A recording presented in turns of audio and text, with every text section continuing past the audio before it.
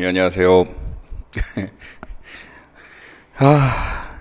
오늘 나와서 다 봐야 되는데 사실은 지금 뭐 학원 입장상 다들 알고 계실 겁니다. 지금 뭐 이 강의를 나중에 보시는 분도 있을 것이고, 지금 바로 이제 보는 친구들은 원래 나와서 들어야 될 거를 지금 집에서 만나게 되는 친구들도 있을 겁니다. 예.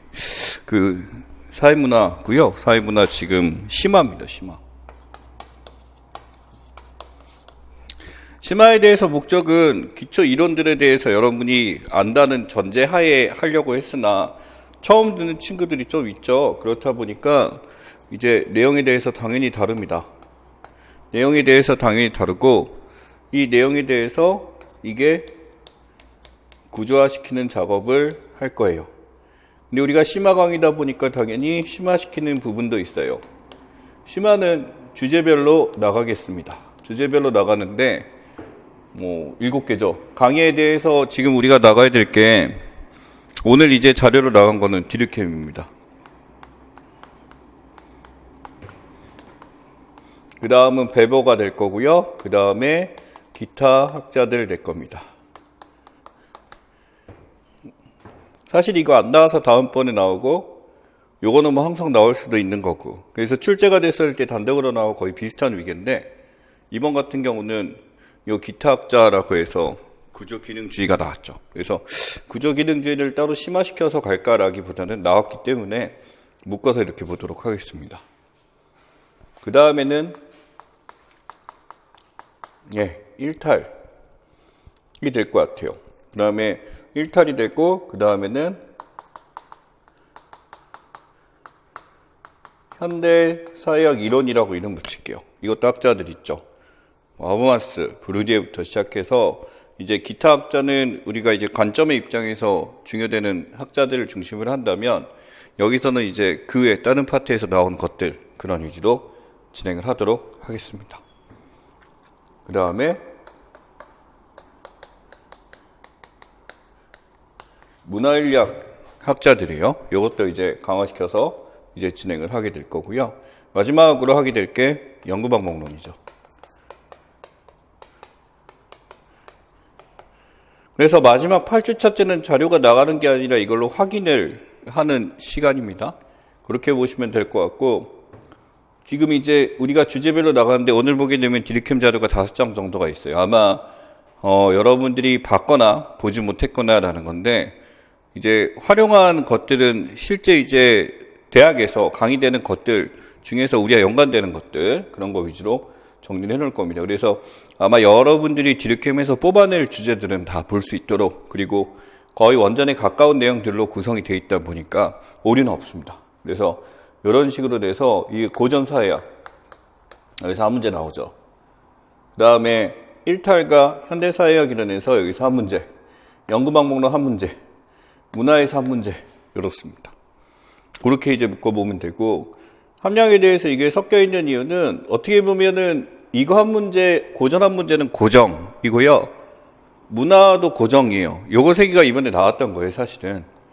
그리고 요게 안 나왔던 거죠, 엄밀하게. 그래서 기타 학자의 출제가 되고, 연구방법론 출제되고, 문화인력 출제가 되고, 이런 식으로 보시면 될 것 같고, 이 파트도 낼 게 많습니다. 항상 나왔었기 때문에 그렇게 정리를 하셔야 돼요. 근데 실제로 시간은 여기서 거의 3시간 정도 소요가 되죠. 주제가 많다 보니까, 사회학에서. 근데 되도록이면은 이번에는 심화 주제에 맞춰서 좀 진행을 하도록 하겠습니다. 그 다음에 내용에 대한 구조안이 이렇습니다. 제가 이제 어떤 도식을 그리게 되면은 그 도식에 대해서 처음에 이제 본을 딱 그려 놓으시고, 여러분들이 그 도식을 순서대로 쫓아갈 수 있는지, 독립변수, 정석변수 순서대로 쫓아갈 수 있는지, 그런 연습을 하실 수 있어야 됩니다. 그래서 처음 준 자료에 대해서 보자면, 사실은 우리가 앞부분에 있는 자료들, 기초 용어라고 했는데, 요거는 기초 용어예요. 정말 우리가 사회학을 이해하기 위해서. 사회학을 공부하면 이 단어가 상용되는 단어들이고, 이거 말고도 또 기초 용어 다른 용어들이 있을 거예요. 그거 이제 후기에 가게 되면 또 이제 다시 하게 됩니다. 예를 들어 여기 지금 이데올로기가 있는데, 헤게몬이나 패러다임 같은 것도 나중에 나오겠죠. 그런 것도 이제 정리를 해서 이렇게 드리도록 하겠습니다. 사회학의 기초 용어들 해서 이제 사회학의 주요 용어들 해서 이제 기준수 책에서 나와 있는 걸 중심으로 거기서 필요한 것들 도출했다라고 보시면 됩니다. 그래서 당연히 우리가 주요 교재라고 하기보다는 우리가 나왔던 개념 문제, 2점짜리 문제에서는 이렇게 됐고, 이번에 저희가 2점짜리 문제가 없었죠. 4개에서 우리가 사회문화가 빠졌는데, 아마 순환될 겁니다. 그래서 돌아가면서 하나씩 가져가기 때문에, 다음은 아마 우리가 들어가게 되기 때문에, 하나는 보게 될 겁니다. 그래서 요 기초 영어도 강화시켜서 계속 드리도록 하겠습니다. 물론, 여기서 안 걸릴 수도 있습니다. 이게 가장 기초적인 거기 때문에 최근에 나와 있는 거 보면 좀 더 이제 지엽적인 것을 내요. 그 지엽적인 거는 우리 심화에서는 가장 중심이 되는 걸 낸다고 한다면 이제 이후에 우리가 연습 문제를 풀어보게 되면서 그때 용어들을 다뤄보도록 하겠습니다. 그렇게 진행을 할 거예요. 네, 그 다음에 다른 거 없습니다. 미리미리 이제 수업 듣기 전에 한 번씩 꼭 지문 확인해 놓으시고 인강을 보시든 형강을 한 친구들 오게 되면 얘기를 하겠지만 제발 제가 이 내용 오늘 기초형을 제외하고 차후에 이제 나오게 된다면 제발 제가 얘기할 때 받아 적는 게 아니라 여러분이 썼던 거를 수정할 수 있는 그런 식의 수업을 들으셨으면 좋겠다는 거 부탁드리겠습니다. 네, 좋습니다. 네. 이 주제는 변함은 없는데요. 순서에 대해서 약간 바뀔 수가 있어요. 이 뒤에서 이런 것 지금 기대를 하시면 될 것 같고 1탈에서 너무 부족하다 그러면 주제를 추가해서 하거나 이런 식으로 진행하겠습니다. 네.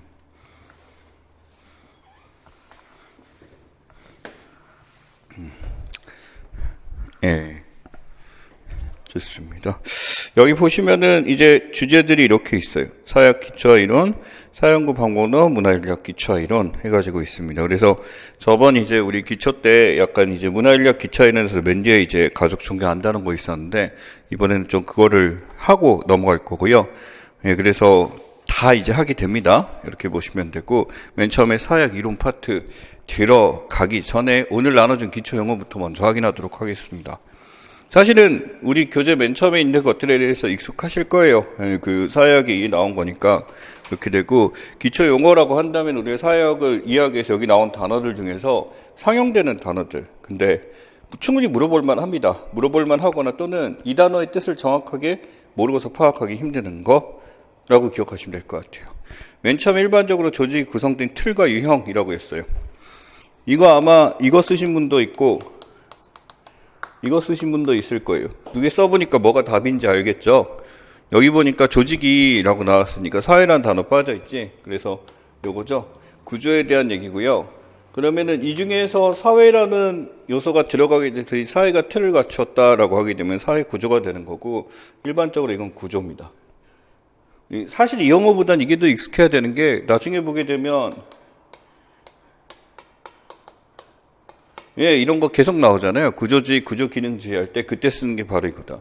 그럼 우리가 구조 뭐뭐다라고 하게 되면은 틀 찾기의 틀. 무슨 틀이지?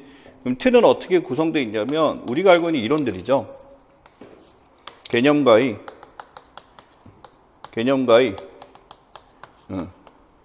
관계를 연결해서 이것이 빈번하게 증가하고 있고 나타나고 실제 나타나는 현상이다라는 것들, 개념 간의 관계를 증명한 것들, 이런 걸 찾으면 됩니다. 예를 들자면은 우리가 알고 있는 구조라고 하는 것에서 레비스트로스의 입장이라고 한다면 심층 의식 구조라는 말을 꺼냈잖아. 그러면은 이 앞에 있는 A 구조다라고 한다면은 이 심층 의식을 통해서 뭐가 만들어지지? 이렇게 되는 거예요. 이게 가장 근원이 되는 거. 이게 from이 되겠고 이렇게 되는 거죠. 이게 독립변수가 되는 거지. 그런 식으로 하는 거. 심리적 기능주의. 그거는 구조가 아니네요. 그 다음에 구조 기능주의라고 한다면 반대로 구조 기능이라 해서 구조 뒤에 이게 붙었다라고 한다면 이것을 가지고 있다지. 기능을 가지고 있다지. 그러니까 앞에 있으면은 A 구조, A 틀이라고 한다면 뒤에 구조 뒤에 뭐가 붙는다라고 한다면 구조는 이걸 가지고 있어. 이런 식으로 되는 거죠. 그러니까 이게 이론의 이름을 만들 때 쓰는 방식이다라고 보시면 될 것 같습니다. 어떻게 보면 이론도 이런 틀과 유형에 해당하죠. 자, 그 다음에 두 번째. 이건 묻는 문제가 아니라 이거 아셔야 돼요. 목적을 가진 행동이 뭐냐면 행위입니다. 행위는 목적을 가졌다 또는 의도를 가졌다 또는 동기가 있다라고 이제 하는 거죠. 여기 이제 수반되는 거고 이런 개인이나 집단 그런 행위자에 대한 얘기죠. 여기 이렇게 보시면 됩니다. 구조가 있고 행위자가 있어요. 그럼 사회 구조가 있으면 행위자, 개인이라고 우리가 부르는 것들이죠. 요렇게 되는지, 요렇게 되는지. 그래서 우리가 이론을 보게 되면 사회 구조가 행위자에 영향을 줘. 행위자가 사회 구조를 형성해. 라고 했을 때, 요 방향이 뭐가 되고, 거시가 되고, 요렇게 되면 뭐가 되고, 미시가 되고, 이렇게 되는 거지. 그래서 행위자와 구조를 이렇게 보는 것에 대해서 사회학에서 이제 주로 쓰는 게 이렇습니다. 그럼 그 다음 게 답이 나오죠. 거대한 집단, 제도, 사회체계, 사회 구조의 분석을 두는 사회학적 연구니까 이거 뭐? 거시 사회학이죠. 그럼 그 아래에 있는 거 개인과 집단 사이의 일치, 사회제도 규칙, 공통적 가치 유지에 문화되고 한다. 사회제도 규칙을 실현되는 사회 공통적 가치 문화 유지되고 한다. 그 위에 있는 거 대면적 사회 만나 집단 소규모 상호작용에 관심 가지는 거, 미시에 대한 얘기 두 번째 거 있죠. 자, 그 다음에 다섯 번째 있는 거 사회 개인자 이해 일치입니다. 이해가 일치했대. 서로 간에 이해가 일치했대. 둘이 만나서 상호작용해서 이해가 일치했대. 딜이라고 하죠. 딜이 완성됐어. 우리 뭐 했다라고 해? 합의죠.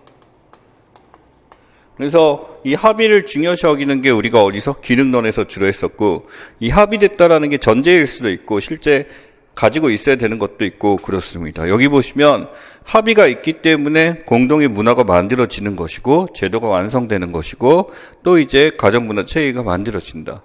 또는 이 합의라는 게 이루어지지 않았을 때 어떤 제도가 시행된다라고 한다면 이거는 갈등이죠. 그러니까 합의의 부재가 갈등론의 기초가 되는 거고 합의됐다 100%라는 게 기능론의 기본이 되겠죠. 자, 그 다음에 사회 개인과 집단들 사이의 이해 충돌 나왔습니다. 합의가 부재했어요. 얘기도 안 해요. 합의가 부재하게 되면 합의의 부재 상태에서 규범이 만들어졌다라고 해봅시다. 그러면 어떤 규범에 대해서 나는 이 규범을 지키겠다, 이 규범이 필요하다, 내가 원했다라는 얘기를 하지 않죠. 근데 이 규범을 지켜야 돼. 그럼 이게 뭐라 그래? 이런 규범은 강제되죠. 그러니까 이런 강제되는 상황. 이러면 당연히 갈등이 발생하게 됩니다. 그러니까 이러한 갈등에 대해서 지금 보면은 갈등은 정리를 하자면 개인과 집단은 뭐? 이건 뭐다? 이해 충돌. 이해 충돌이 없으려면 어떻게 되면 되냐면 공평한 분배가 이루어지게 되면 이해 충돌이 없을 거예요. 근데 이해 충돌이 있다는 건 바로 뭐? 불공평한 분배가 이루어지기 때문에 이해 충돌이 발생하는 거죠. 이해관계가 발생할 수 있고 이해관계가 대립되어 나타날 수도 있고 자본주의와 노동자들의 차이에 대해서 이렇게 되는 경우도 있고 공개적인 투쟁을 하는 것은 아니다라고 해서 다렌도르프가 이 개념을 꺼낸 적이 있었죠. 그래서 공개적으로 되지 않고 숨어서 된다라고 해서 준집단의 개념을 여기서 써낸 적도 있습니다. 그치? 이거 나중에 보게 될 거고요. 갈등이 내재되어 있기도 하고 표면화되기도 하고 숨겨져 있기도 하고 그런 거죠. 자, 그 다음 여섯 번째 개인이나 집단들은 자신들의 이익을 성취하게 사용할 수 있는 능력, 이게 모든 인간관계에서 보편적으로 나타난다. 집단을 통치하기 위해서 이것을 사용하는 것. 자, 나왔네요. 이익을 성취하기 위해서 사용하는 것. 이익 성취는 이것으로부터 이루어집니다 라고 했어요. 근데 이것만 갖고는 뭐 다양하게 있을 수가 있는데 인간관계에서 보편적으로 나타난다. 개인 또는 집단이 통치래요. 이익 성취도 하고 통치도 한대요. 의사에 반해 의사를 관철하는 핵심 나왔네요. 타인 의사에 반하고 행동의 변화를 촉구하는 것. 출제가 됐었던 겁니다. 그죠? 권력입니다. 파워. 그러니까 권력에 대해서 이거는 아시는데 권력이란 건 결국 발휘하는 게 이익을 성취하기 위해서. 근데 그 권력이 내가 직접 할 수가 없으니까 무엇을 이용해? 이 규범을 이용해서 가기도 하죠. 그러니까 권력을 통해서 규범을 만든다. 합리화된 권력이고 사람들이 동의한 권력이라고 한다면 이건 합법적 이 법치주의가 되겠죠. 근데 만약에 그 권력을 독재 입장에서 하게 되면은 그렇지 않죠. 히틀러 같은 법이 되겠죠. 법을 통해서 이제 통치를 하게 되는 그런 것들이 여기 들어가야 됩니다.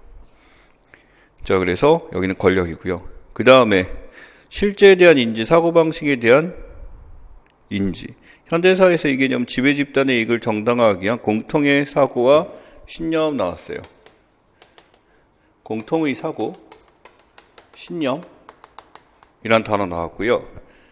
이는 집단들 사이 불평등이 존재하는 모든 체계적인 사회에서 발단된다. 또 이것이 이루는 체계는 집단이 가지고 있는 권력을 정당화하는 기능을 가지고 있다라고 나왔어요. 자, 지금 이게 뭐냐면 굉장히 쉽지가 않습니다. 이게 뭐냐면 공통의 사고와 신념인데 이익에 대한 정당화를 하기 위해서라고 나왔죠. 어떻게 보면 이 권력을 획득하기 위해서, 권력이 주는 아닙니다. 권력을 획득해서 이익을 성취하려고 하는 거죠. 이렇게 되는 거고, 그 다음에 불평등이 존재하는 모든 체계적인 사회, 체계적 사회인데 무엇을 가지고 있대요? 불평등이 있대요. 근데 이 불평등을 사람들이 뭐 하는 거야? 수용하고 있는 거예요. 이게 수용되고 있는 거지. 이게 자의적이든 자의적이지 않든 수용되고 있습니다. 그래서 이것을 이루는 체계는 집단을 정당화하는 기능 밀접한 연관. 자, 이게 바로 뭐냐면 제가 좀 강조했었어요. 이거 이대 울로기에 대한 얘기입니다. 우리 공통의 사고 신념하게 되면 그냥 집합의식 생각할 수도 있는데, 집합의식의 일종이에요. 이데올로기는. 이렇게 돼야지. 집합의식의 일종인데, 이 공통의 사고와 신념하게 되는데 이익 정당화를 위한 거라고 했어. 그럼 집합의식제에 좀 한정됐어. 아예 하위 개념이 될 거고, 체계적 사회에 있는 불평등을 내재하는 거에 대해서 하는 거, 실체는 없는 거. 이 말 써주면 참 고마웠겠죠. 허위의식이다. 그러니까 허위의식이라는 단어를 쓰기 위해서는 이게 누구의 입장이야?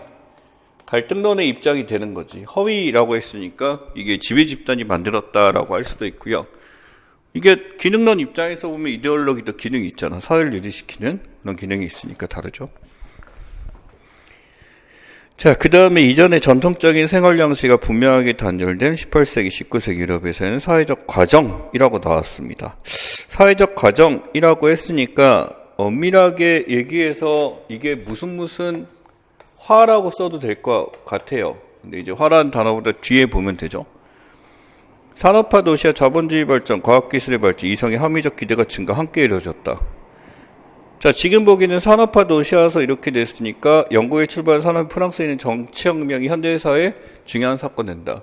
사실은 이것도 일정한 연관이 있습니다만 여기서 기대하는 것은 이거보다는 이 근대화를 통해서 얻게 되는 속성을 묻고 있어요. 근대화를 통해서 얻게 되는 속성, 이전과 다른 속성이죠. 그럼 이건 뭐냐면 바로 모더니즘, 모더니티, 현대성입니다. 고전사회랑 현대사회는 다르죠. 그러니까 우리 고전사회의 이론은 현대성이 완성되지 않았을 때 나와 있었던 사회학 이론이라고 한다면 이 현대성이 갖춰지고 나서 이어 나온 이론은 현대사회학 이론이 되는 거예요. 근대화된 속성이 완전히 갖춰지게 된 거지. 현대성이 갖춰지게 되면 이 현대성은 여기 나와 있는, 맨 처음에 나와 있는 이 구조, 틀 같은 거 이런 걸 강조하게 됩니다. 어떻게 보면 이론화되어 있고 세상이 모두가 만들어지는 거에서 이제 틀로서 모든 것을 분석해내고 설명할 수 있다라는 거지. 현대는 구조가 존재해, 구조가 있다라고 한정 짓습니다. 근데 이거 웬걸? 그렇지 않아. 혼돈이 일어나고 이게 원하는 대로 이루어지지 않고 변화되고 이렇게 되죠. 이 현대성에 대해서 의문을 품기 시작하죠. 그게 바로 뭐냐면 그 다음에 나오죠. 이러한 현대성을 초월하여 사회에서 일어나는 사회문화적 경제의 배치의 전환. 말 멋있습니다. 배치의 전환이란 건 원래 있던 배치대로 고정되지 않음이지. 고정되지 않고 계몽주의 이성적 합리성 나왔어요. 어떻게 보면 사회학의 태동입니다. 계몽주의 이성적 합리성 체크하시고요.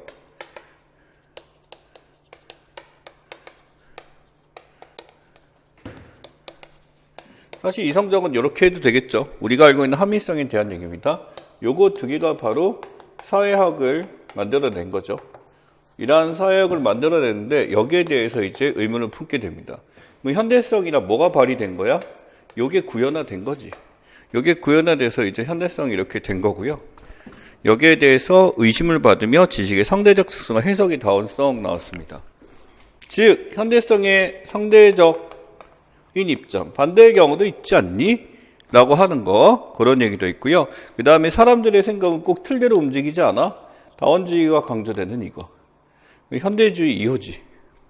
현대주의 이후니까 소위 이게 포스트 모더니티, 탈 현대성 이렇게 될 것 같습니다. 포스트 모더니즘 알고 있어야 돼요. 네. 뭐 포스트 모더니즘을 깊게 요것만 갖고 막 수업하시는 분도 있어요. 한 학기 동안. 근데 우리 그걸 하자는 게 아니라 포스트 모더니즘 뭘까? 상대적 다원주의. 기존에 있었던 사람들의 기대, 현대성을 이룬 근간이 되는 것들에 대한 의심, 합리적 의심이죠. 이게 실제로 나타나지 않으니까 라고 하는 거, 이제 그런 걸로 판단하시면 되겠습니다. 야, 이것만 해도 시간이 많이 가네요.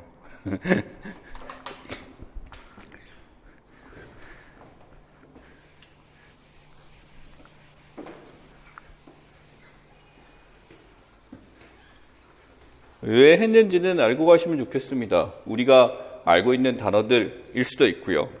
또는 읽어서 이것에 대해서 해석은 가능한데 정확하게 모르고 있던 단어들인데 이런 것들이 이제 한 번 더 나중에 있을 겁니다. 진행하다가 필요한 것들에 대해서 다시 한번 보도록 하겠습니다. 좋습니다.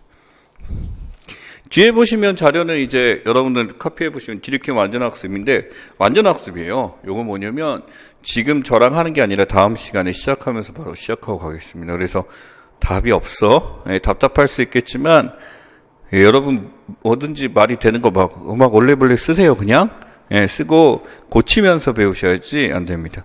가려해보게 되면 그 한 지문에 나와 있는 건 반복되는 것도 있고 되도록 기억 다 달아줬어야 되는데 그렇지 않아도 쓸 수 있어야 됩니다. 그냥 새롭게 생각하고 리셋하고 하나씩 써보시면 될 것 같아요. 그래서 하면 되고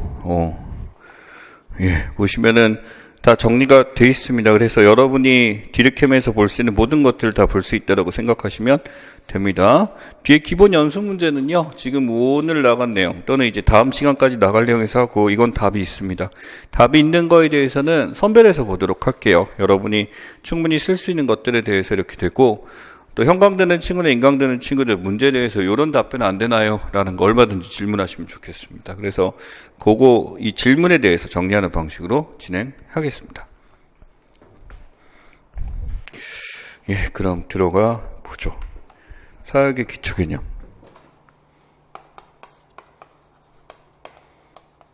심화사업은 되도록이면 교재에 대해서 한번 숙독을 하시기 바랍니다.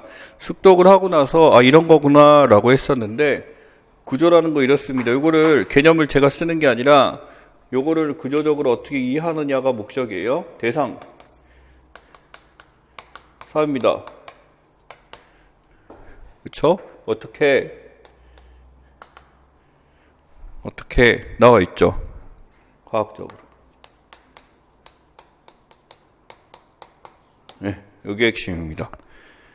과학적으로 하는 거. 그래서 과학적으로 하기 위해서 이제 맨 처음에 들어온 게 실증주의였죠. 근데 이제 실증주의에 대해서 이제 반실증주의 등장하고 사역이 확대됩니다만 사역의 시초는 이렇게 된다라는 거. 그래서 이것을 뭐 하려고 해요? 이해하고 설명하려 합니다. 우리는 기억할 때 실증주의는 설명하려고 하잖아요. 맞는데요. 이해사회학이라 그러면 누구죠? 이 베버죠. 그럼 베버는 과학적으로 안 했냐라기보다 과학적 했어요. 이해사회학 할 때는 과학적인 게 필요하니까 하고 싶어 했어요. 그러면 우리가 사회학이란 단어를 들었을 때 떠올려야 된다는 것은 바로요. 과학적으로 연구하는 것입니다. 요걸 강조하는 사람이 누구? 물론 이제 꽁트로 얘기했지만은 시험에 나온다라고는 이 사람입니다. 디리캠이 굉장히 여기에 대해서 강조를 했었습니다. 그래서 실제로 이렇게 가능한다는 것을 보여주기 위해서 굉장히 노력했었죠. 그래서 그렇게 기억하시면 좋겠습니다.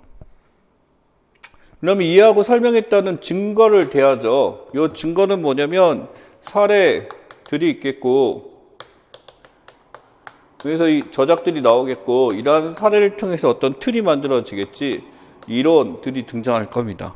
그러니까 이런 연구를 통해서 이런 걸 제시를 했었어요. 사례와 이론들. 그래서 구조는 어떻게 진행된다, 무슨 이론이 있다라는 것들에 대해서 이 이론을 제시했던 학자들을 공부하는 시간이 되겠죠. 네. 그 다음에 이러한 사례나 이론을 도출하기 위해서 썼던 방법들이 있습니다. 당연히 무슨 방법이야? 과학적 방법들을 썼겠지. 과학적으로 연구하니까 과학적 방법들을 썼었고, 실증주의를 하니까 관찰 비교 실험을 했겠지.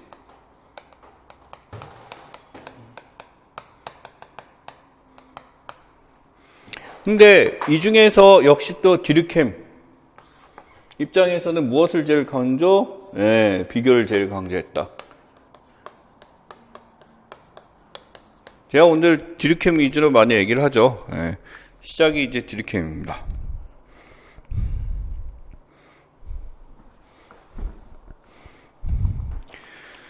그래서 여기 보시면 다양한 형이 서로 어떻게 관계되면서 하나의 전체적인 사회를 구성하는지 라고 나왔어요. 사회 속성이 나왔어요. 사회 속성은 바로 뭐냐면 관계를 맺고 있고, 그 다음에 전체가 구성이 돼 있어요. 서로 간에 밀접한 구성이 돼 있어요. 유기적 구성이 돼 있어요. 이거 뭐에 대한 얘기냐면 사회 속성 중에 무슨 성? 정체성 을 밝혀내야 돼. 정체성을 밝혀내야 되니까 과학적 방법을 통해서 뭘 증명해야 되냐면, 그렇죠, 관계를 증명해야 돼. 그럼 관계를 증명하는 데 있어서 관계, 사회과학에 상의되는 거, 무엇을 관찰하고 무엇을 비교, 무엇을 실험하냐? 첫 번째, 상관관계. 상관이 있나? 라는 겁니다. 근데 여기서 더 나가서 더 중요한 거는 무엇을 밝혀요? 예, 인과관계입니다. 상관관계는 이래요. 그러니까 두 개가 아무런 연관성이 없어 보이는데 항상 움직임이 같이 움직여. 그러면 상관관계가 있는 거고요. 두 개 같이 움직이는데 A가 움직여서 B가 움직여. 둘이서 이렇게 원인이 됐어. 그렇게 되면 인과관계입니다. 그러니까 요거 같은 경우는 사실은 명확하게 이게 과학적으로 딱 중요하게 애매한데, 요 중에서 이 상관관계가 있는 것 중에서 인과관계가 있는 건 더 중요한 거가 되겠지. 그래서 이러한 인과관계를 서술하게 되면, 변수관계를 서술해 버리면 우리는 그것이 이론이 됩니다. 그래서 이러한 걸 증명하기 위해서 다양한 사례들을 통해서 통계를 내고 정리를 하게 되고 이론을 만든 거잖아. 누가? 네, 디르켐이나 이후의 사역자들이 이렇게 된 거죠. 좋습니다. 자, 그래서 사회학의 방법론적 성격에 대해서 맨 처음에 지금 했습니다. 바로 뭐냐면 과학적 실증주의. 그래서 이 과학적 실증주의를 하기 위해서 꼭 갖춰야 될 태도가 뭐냐면 객관적 태도죠. 이 객관적 태도는 끊임없이 계속 될 겁니다. 이 객관성에 대해서 반드시 시작해야 될 겁니다. 이러한 객관적인 것은 절대 사람의 마음속을 잇는 궁예 짓을 하자는 게 아니라 모든 사람에게 보이는 똑같은 것들이죠. 안경을 썼죠.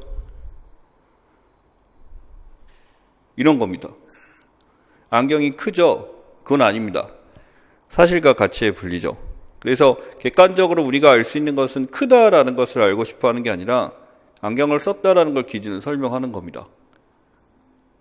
그래서 가치가 되는 안경이 크다라는 거는 그때 이제 크다라는 걸 증명하기 위해서 그때 쓰는 게 이제 비교가 되는 거고, 그래서 관찰의 단계에선 철저하게 객관성 있는 사실에 대한 것을 관찰할 거예요. 근데 이 비교는 뭐냐면 사실뿐만 아니라 무엇까지? 사실도 비교가 가능하죠. 몇 번 등장했냐. 근데 이것은 가치도 가능하게 됩니다. 가치도 비교 가능하지. 기능, 이 비교 대상을 정해놓고 상대적인 비교가 가능하잖아. 그러니까 이렇게 되는 거죠. 그래서 디르켐은 관찰로는 사실밖에 안 돼. 근데 비교는 뭐까지 가능해? 가치까지 가능해. 이 사회학에 연결되는 사회현상의 특성상 이것까지 봐줘야 되니까 그래서 비교를 강조하게 되는 겁니다.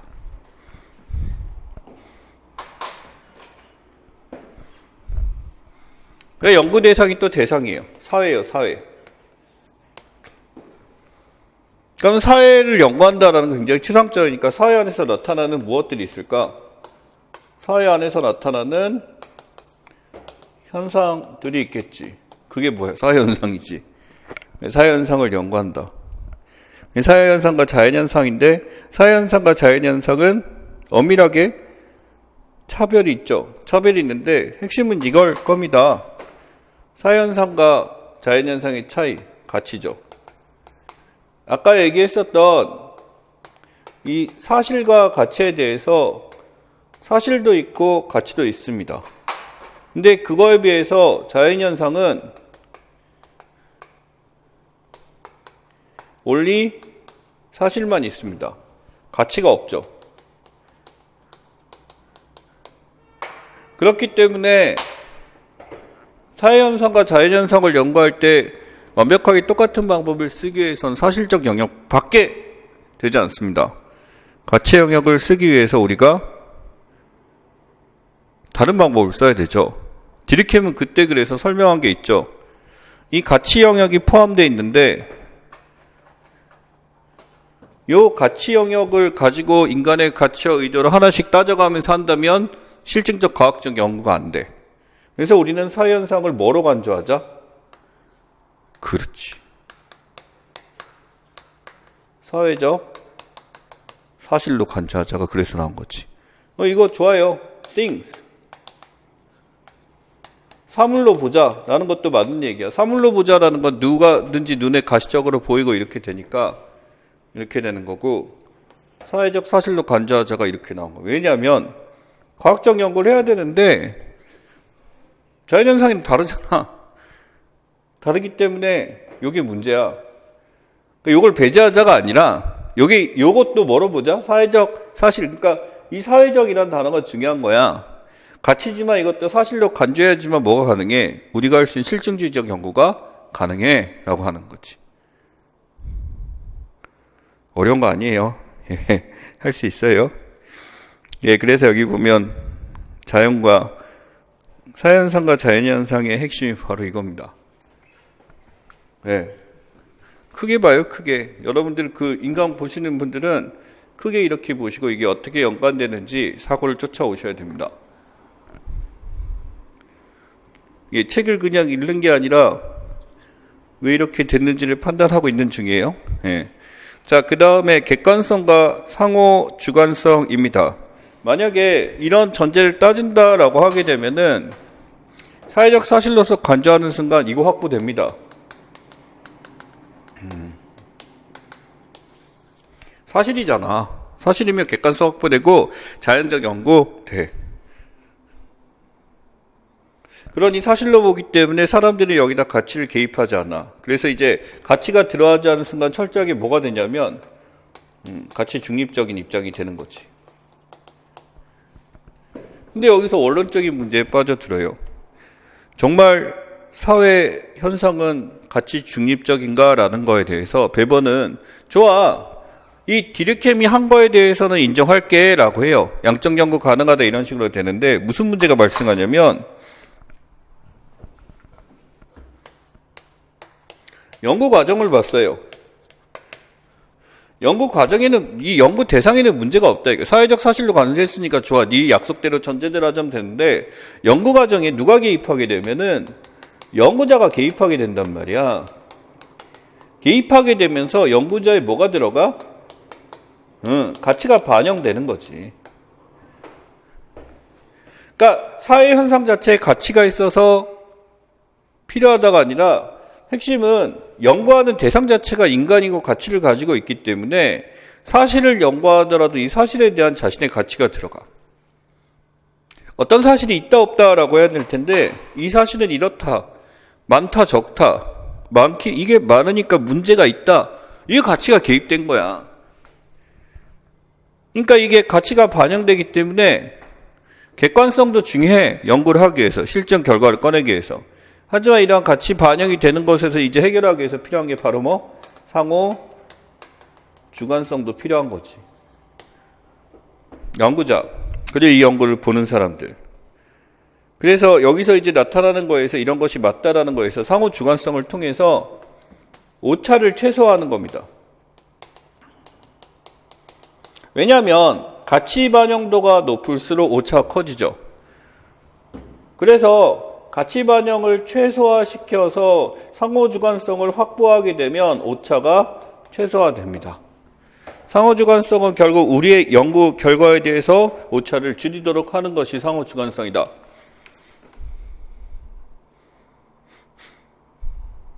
별거 아니에요.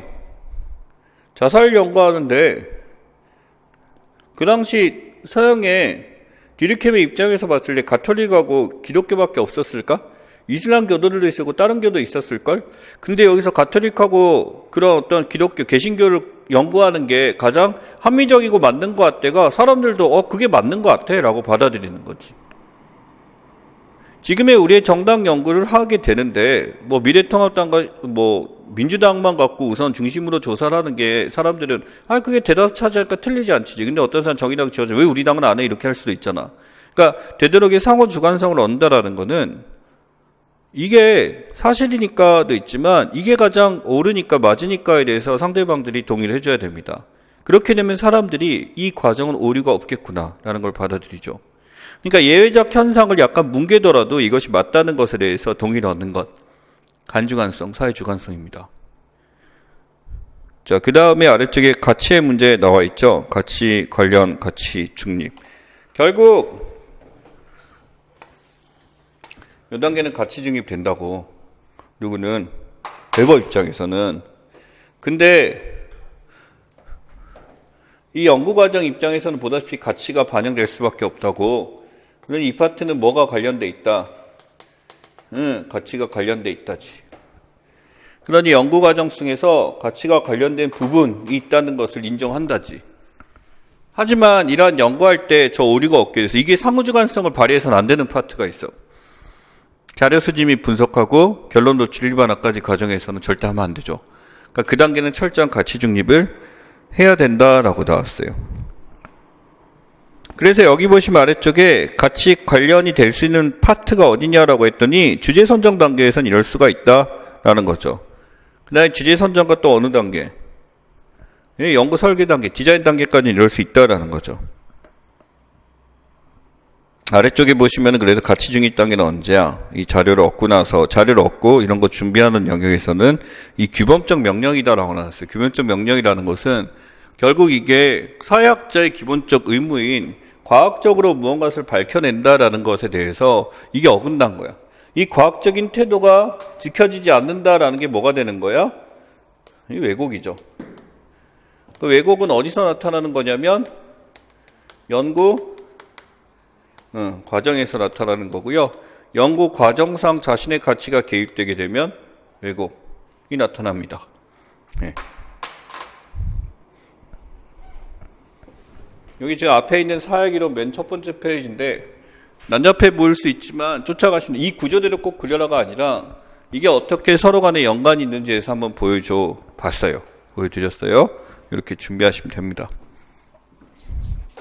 그 다음에 우리 심플합니다. 이제 이론이라고 이름 붙여놓은 거기 때문에 훨씬 더 심플하게 갈 수 있어요. 네, 좋아요.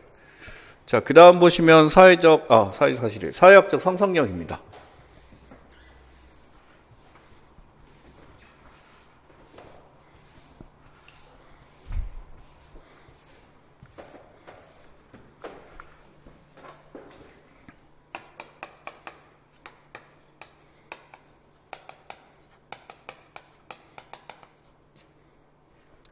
사회학적 상상력 하게 되면 밀스가 있고 기든스가 있어요. 출제는 기든스가 됐고 만든 사람은 밀스예요.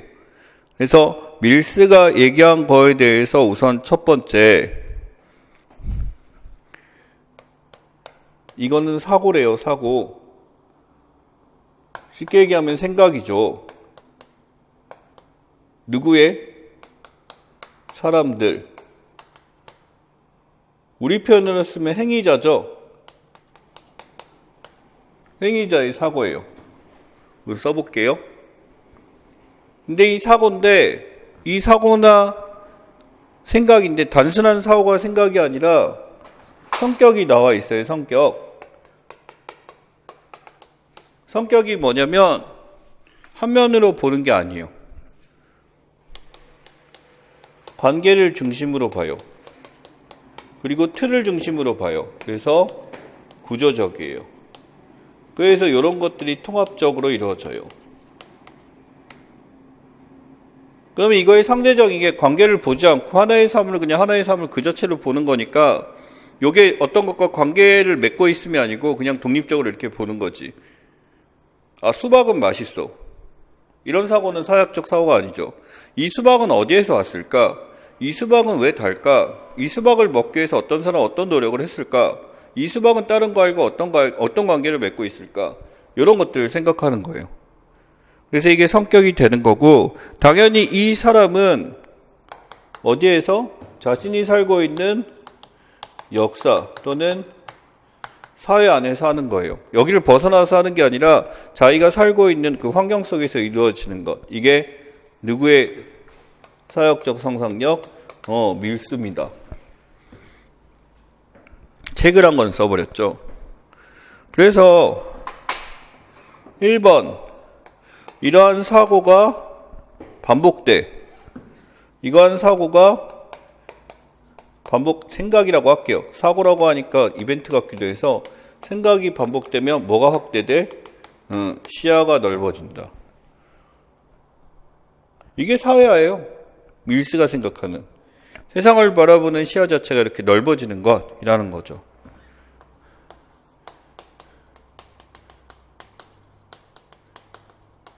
관계나 구조에 대한 파악이 가능하죠.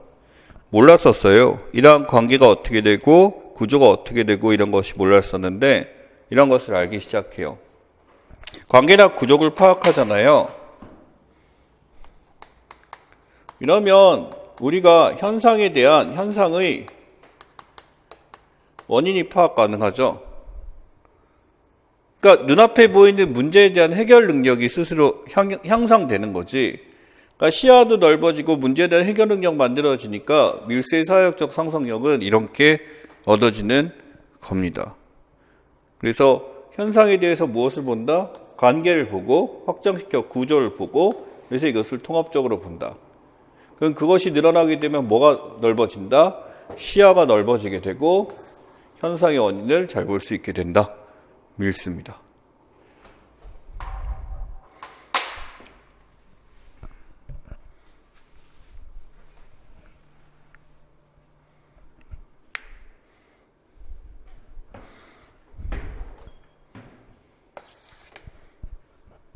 사회에 초점 맞춥니다.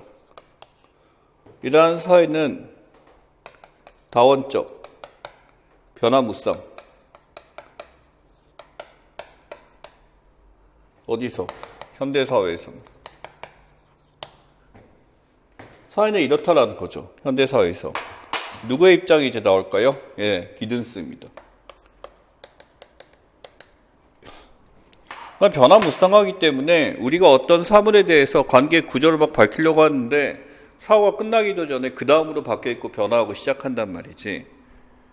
그러니 이렇게 변화되는 거에 대해서 우리가 캐치를 잘 하기 위해서는 이러한 사람들이 갖고 있는 사고나 생각 이 자체, 성격이 아니라 이 사고나 생각을 좀 더 분리할 필요가 있었던 거예요. 그러니까 성격이 아니라 실제 갖고 있는 사고와 생각에 대한 분류가 이루어지게 됩니다.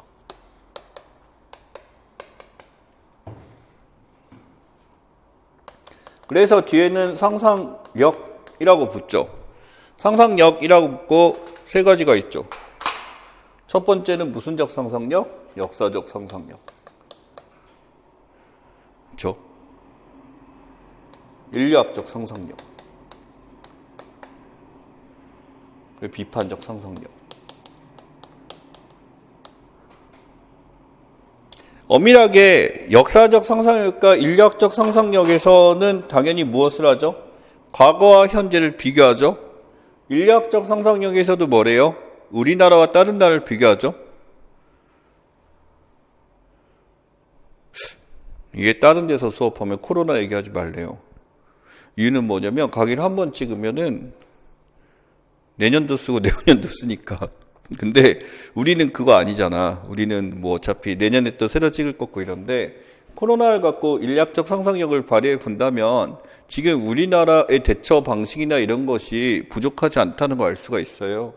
그러니까 심각하다고 볼 수도 있는데 상대적으로 봐서는 아니다라는 거지. 그러니까 역사적으로 봤을 때 우리 이전에 있었던 뭐 타미플루부터 메르스, 뭐 사스 이런 것들과 비교해 봤을 때 심각성은 크다라고 볼 수 있지만 여기에 대처는 어떤가라고 판단하면 다른 거지. 그래서 결국 판단을 내는 거죠. 결국 2단계에서 항상 이루어지는 건 뭐예요? 비교고 마지막에서 비교 플러스 판단이죠. 그러니까 어떻게 보면은 지금 이 기든스가 관심 있었던 건 역시 비교하는 것일 것 같아요. 역사는 다원적이고 변동이 심하고 그래서 상대적으로 이걸 판단할 수 있는 능력인데 그게 바로 역사적, 인류학적, 비판적 상상력을 통해서 완성이 된다라고 나온 거지. 그러면 역사적 상상력에서는 어디와 비교하고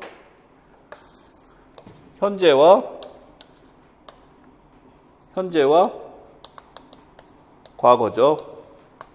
인류학적 상상력에선 우리와 다른 지역이죠. 또는 다른 민족. 이거는 뭐예요?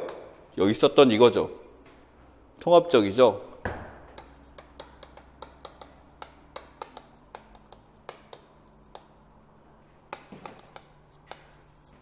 아이고, 결론을 내는 거네요. 그래서 이 비판적 사상력이란 기존에 있는 모든 것들에서 비교 판단하는 거지. 구조통합적 결론을 내게 되면 이제 이렇게 과거와 이런 것을 다 했기 때문에 우리는 확고한 원인 분석을 통해서 저희 목적입니다. 현대의 문제에 대해서 해결하기 위해서 무엇을 꺼낼 수 있다? 대안적 미래를 제시할 수 있다. 해결책이죠. 이 코로나에 대한 해결책에 대해서 그래서 WHO에서 바라본 게 한국을 굉장히 칭찬했지. 그게 좀 걔네가 미안했던 게 한국에서 초반에 막 준비를 하고 막 작고하는 거에서 오바쩌네라고 생각을 했었단 말이야. 그러다 보니 우리가 이제 타국에 대해서 이제 입국하는 것을 막으려고 했다가 WHO가 막 그런 식으로 얘기가 미국도 그렇게 보니까 안 막았더니 안 막고 이 정도로 잘했다라고 칭찬할 수밖에 걔네 입장에서 다른 데가 심각해지니까 그런 개념이죠.